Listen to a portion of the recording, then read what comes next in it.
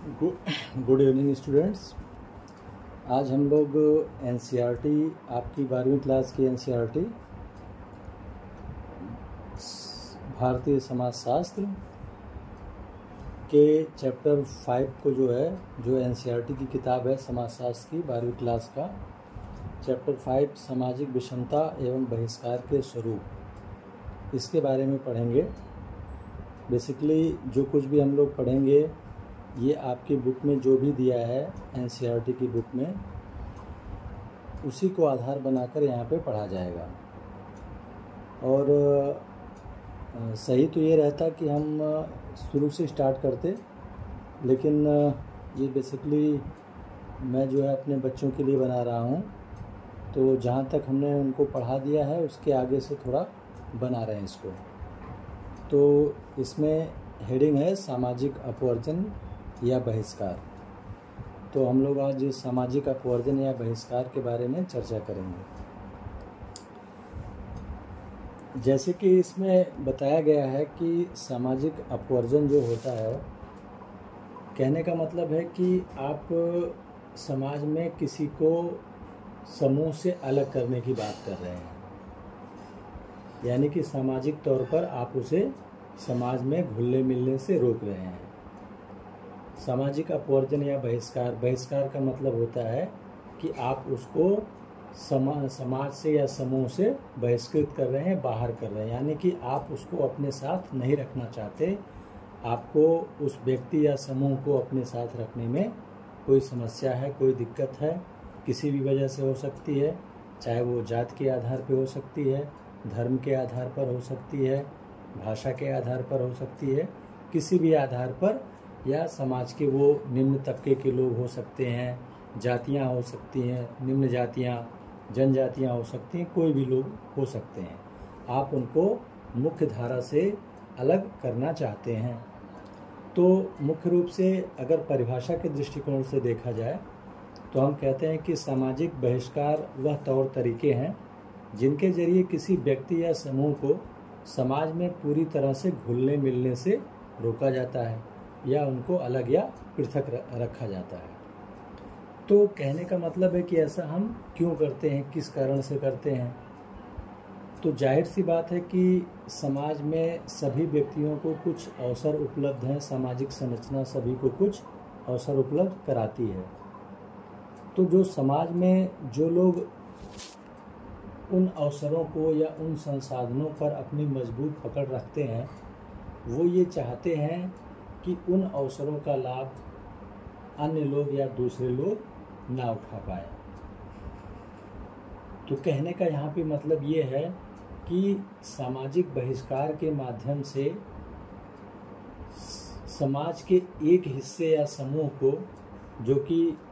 अभी हमने पीछे आपको बताया कि वह कोई भी समूह हो सकता है, किसी भी तरीके से वंचित हो सकता है,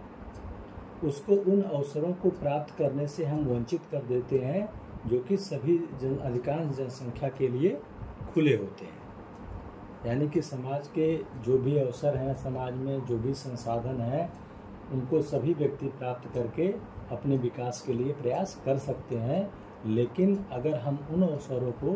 कुछ लोगों के लिए बाधित कर दें, जनसंख्या के किसी विशेष समूह या भाग के लिए उन अवसरों की उपलब्धता को हम वंचित कर दें, अर्थात हम उनका अपवर्जन या बहिष्कार कर दें, ताकि वह उन अवसरों का लाभ ना उठा पाए और वह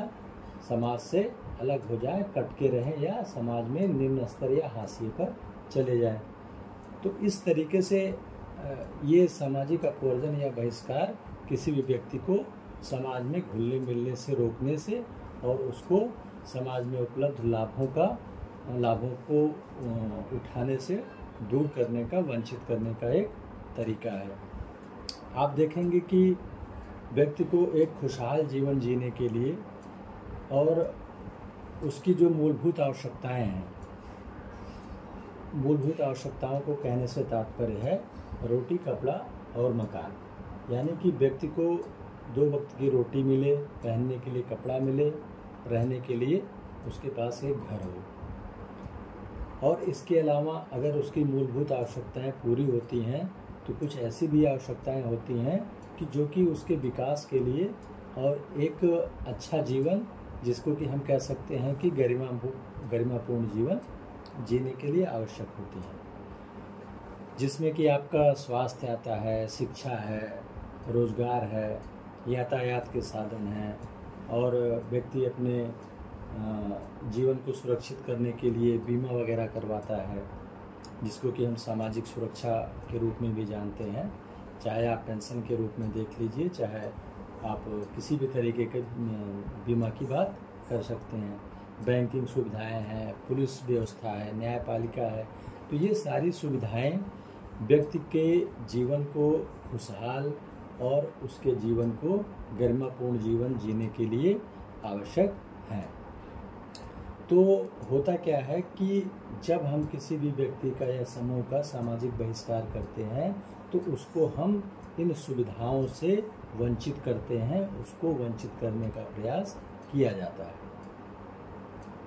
अब सामाजिक जो इस तरीके का जो हम सामाजिक भेदभाव कर रहे हैं, जिसको कि हमने अपवर्जन या बहिष्कार कहा, ये आप सोचो कि अनजाने में ही नहीं होता है। ये मतलब अपने आप ही नहीं होता है, बल्कि ये कहीं ना कहीं हमारे समाज की जो संरचना है वह इस तरीके से बनाई गई है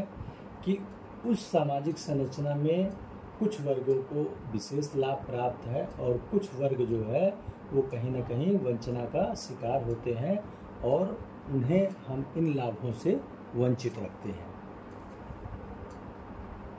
तो ये समाज की संरचना जो है उसकी विशेषता है, यानी कि समाज की संरचनागत विशेषताओं का ये परिणाम है कि जो कि कुछ व्यक्ति अपवर्जन का या बहिष्कार का शिकार होते हैं। अब देखिए होता क्या है कि जैसा कि हम देखते हैं कि भारत के अलावा भी बहुत सारे ऐसे समाज हैं कि जहाँ पे आपको सामाजिक बहिष्कार या अपवर्जन या भेदभाव देखने को मिलता है। भारत में भी इसका चरम स्वरूप दिखाई पड़ता है। भारत में भी इसकी अभिव्यक्ति काफ़ी प्रगाढ़ रूप में दिखाई पड़ती है। और आप देखोगे कि अगर हम ऐतिहासिक रूप से बात करें, इतिहास में जाके देखें, तो जाति आधार पे अगर हम जाति व्यवस्था की बात करें तो जैसा कि आपको हम पहले भी बता चुके हैं कि वर्ण व्यवस्था से कालांतर में चल के विभिन्न जातियों का विकास हुआ। तो हम देखेंगे कि जब ये समाज में जातियां आईं तो जाति आधार पर समाज में उच्चता एवं निम्नता का एक स्तरीकरण का विभाजन हमको स्तरीकरण देखने को मिलता है, और वहाँ भी मुख्य रूप से उच्चता एवं निम्नता के आधार पर भेदभाव दिखाई पड़ता है। और ये भेदभाव तो औपनिवेशिक काल में जो है काफ़ी बढ़ गया, अपने चरम रूप में देखा जाता है।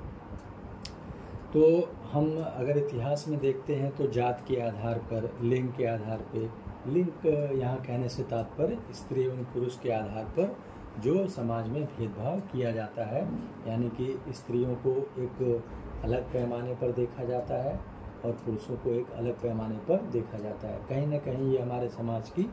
जो पुरुषवादी मानसिकता या पुरुष प्रधान संरचना है, ये उसका भी दुष्परिणाम एक तरीके से दिखाई पड़ता है। धार्मिक भेदभाव है, तो ये सारी चीज़ें इतिहास में हमेशा से होती आई हैं और इनके विरुद्ध जो है समय समय पर आंदोलन भी हुए हैं, यानी कि लोगों में चेतना का विकास हुआ है और लोगों ने इसके खिलाफ आवाज़ भी उठाई है।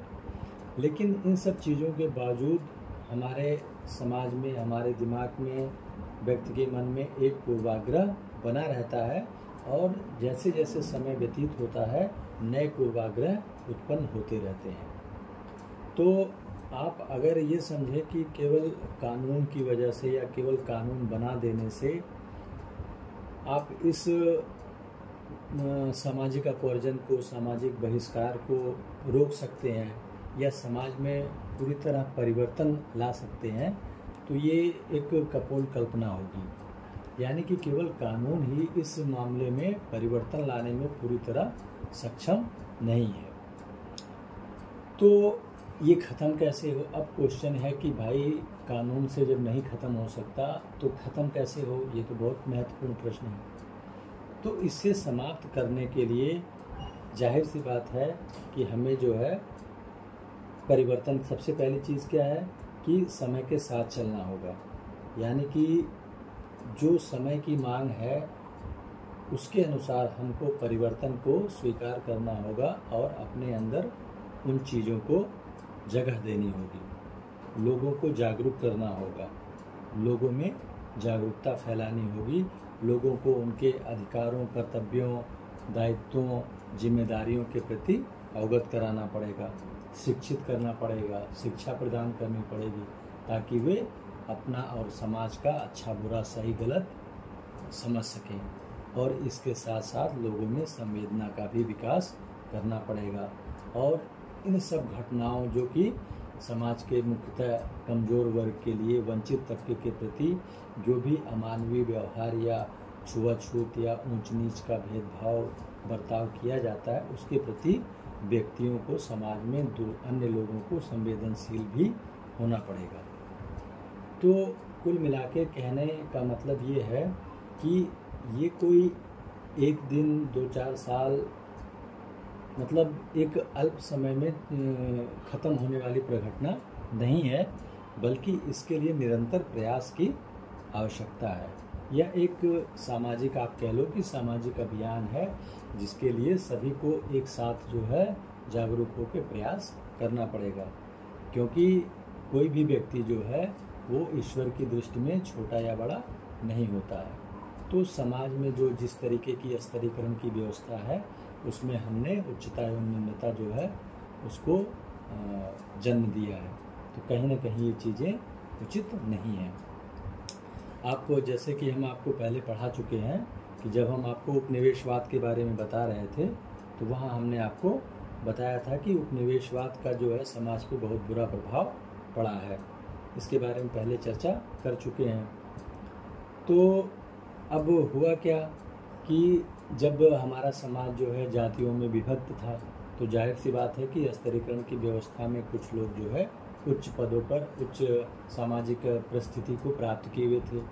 उच्च सामाजिक स्थिति को प्राप्त थे, तो इसको हम विशेषाधिकार वर्ग भी बोल सकते हैं। तो जब हम औपनिवेशिक शासन के अंतर्गत आते हैं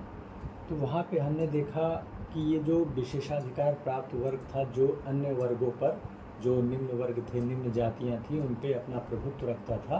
और तरह तरह से उनको शोषण, यातना वगैरह दिया करता था और उनको हे दृष्टि से देखता था। तो इनके साथ भी वही कुछ हुआ जब हमारे यहाँ पे अंग्रेज आए, यानी कि औपनिवेशिक शासन आया। तो कहीं ना कहीं ये लोग जो है, ये भी जो है आप कह लो कि अपवर्जन या बहिष्कार का शिकार हुए, यानी कि इन लोगों ने भी उस चीज़ का अनुभव किया, क्योंकि अंग्रेज जो थे वो सभी भारतीयों को एक बराबर ही समझते थे, सबको हीन दृष्टि से देखते थे, उनके लिए कोई मतलब इस तरीके का नहीं था जिसको वो अपनी बराबरी में दर्जा दे सके या अपने बराबर मान सके। अब आप देखेंगे कि जो इस तरीके के जो अनुभव, ज़्यादातर भेदभावग्रस्त जो समूहों की हम बात करते हैं तो उसमें मुख्य रूप से महिलाएं हैं, दलित वर्ग है, और आप कह सकते हैं कि एससी हैं, एसटी हैं, अन्य उत्पीड़ित जातियां हैं, जनजातियां हैं। तो इन्हीं सब लोगों के साथ में ज़्यादातर ये सामाजिक अपवर्जन या बहिष्कार की घटनाएं होती हैं, जिसको कि आप सामान्य भाषा में भेदभाव भी कह सकते हैं। और ये तो महिलाओं, दलितों के लिए एक सामान्य बात थी, सामान्य घटना थी, ये आए दिन उनके साथ हुआ करता था। लेकिन उपनिवेशवाद जब आया तो समाज का जो उच्च तबका था, अभिजात वर्ग था, उसने भी इस भेदभाव को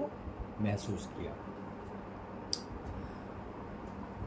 औपनिवेशिक शासन के दौरान अंग्रेजों द्वारा पूरे भारतीय समाज के साथ जो है अपमानजनक व्यवहार किया गया। लेकिन ये तो जाहिरी तौर पे कहा जा सकता है कि जब भी कोई व्यवस्था आती है तो जाहिर सी बात है कि उसमें कहीं ना कहीं कुछ कमियां होती हैं और उसमें कुछ अच्छाइयां भी होती हैं। तो अंग्रेज हमारे यहाँ आए, औपनिवेशिक शासन के दौरान हमने जिस अपमान का और जिस शोषण का सामना किया, और साथ ही साथ हमने जो है लोकतंत्र तथा न्याय के विचारों से भी परिचित हुए। क्योंकि हमारे समाज में जो एक मध्य वर्ग का उदय हुआ, जो कि शिक्षित मध्य वर्ग था, उसने पाश्चात्य समाज के साहित्यों को पढ़ा, वहाँ के विद्वानों के विचारों को जाना समझा, और उसे ये समझ में आया कि कहीं न कहीं जो है स्वतंत्रता, समानता है, लोकतंत्र है, बंधुत्व है, ये सारी चीज़ें एक समाज के लिए गरिमापूर्ण जीवन जीने के लिए आवश्यक होती हैं। तो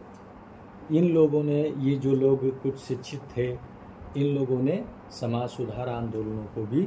शुरू किया, यानी कि समाज में जो कुरीतियाँ थीं, जो विसंगतियाँ थीं, तो उन सबको दूर करने के लिए, जैसे स्त्रियों को शिक्षा देने की व्यवस्था नहीं थी, स्त्रियों को शिक्षा नहीं दी जाती थी, या मतलब बहुत जो अभिजात वर्ग की स्त्रियां होती थीं, महिलाएं होती थीं, उन्हीं के लिए शिक्षा का प्रावधान था। तो इन लोगों ने शिक्षा को बढ़ाने का प्रयास किया। विधवा पुनर्विवाह की व्यवस्था नहीं थी, विधवा पुनर्विवाह नहीं होता था, उसके लिए प्रयास किया, और सती प्रथा जैसी कुप्रथा का अंत किया, और मुस्लिम समाज में जो भी कुरीतियाँ थी, विसंगतियाँ थी, उनको दूर करने का प्रयास किया। तो बहुत सारे हमारे समाज सुधारक हुए हैं, जिनको कि हमने पीछे पढ़ा भी है। तो उन सारे लोगों ने मिलकर एक सामूहिक प्रयास किया। तो ये जो चैप्टर है, ये आपका जो अध्याय है, इसमें हम लोग मुख्य रूप से 4 समूहों के बारे में पढ़ेंगे कि जो कि सामाजिक विषमता एवं बहिष्कार का मुख्यतः शिकार रहे। इसमें आप ये दलित हैं, पूर्व अछूत जातियाँ, यानी दलितों को हम पूर्व अछूत जातियाँ ही कहते हैं, आदिवासी समुदाय, जिनको कि हम वर्तमान समय में जनजातीय समुदायों के नाम से जानते हैं, तथा महिलाओं को हर जगह जो है कहीं ना कहीं शोषण, बहिष्कार या अपवर्जन का सामना करना पड़ता है। और अन्यथा सक्षम लोग, तो अन्यथा सक्षम लोग का मतलब हो गया कि समाजशास्त्र में हम लोग विकलांग या दिव्यांग लोगों को अन्यथा सक्षम लोग के नाम से जानते हैं। तो अन्यथा सक्षम क्यों कहते हैं इनको? यानी कि किसी भी काम को करने का इनका जो तरीका है वो सामान्य लोगों से हट के होता है, यानी कि एक अलग तरीके से किसी काम को करने में ये सक्षम होते हैं। तो इन सब चीज़ों के बारे में हम आगे चर्चा करेंगे। तो ये हमने आपके इस चैप्टर की एक हेडिंग को पढ़ा, सामाजिक अपवर्जन या बहिष्कार। अगर आप लोगों को वीडियो सही लगता है तो हम इसमें आगे और भी चर्चा करेंगे। तो जाहिर सी बात है कि आप लोग चैनल को लाइक एवं सब्सक्राइब करिए, जैसे कि सभी लोग बोलते हैं, तो थोड़ा सा इससे मोटिवेशन होता है। बाकी मैं आगे कोशिश करूँगा कि अभी तो ये मैंने ऑडियो डाला है, आगे हम वीडियो भी डालेंगे, वीडियो डालने का प्रयास करेंगे। चलिए, बहुत बहुत धन्यवाद सभी का।